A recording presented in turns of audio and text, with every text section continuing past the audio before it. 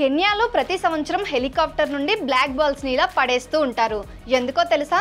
ఇప్పుడు చెప్తా చూడండి. ఇక్కడ బొగ్గులాగా కనిపించే ఈ బాల్స్ సాధారణమైనవి కావు.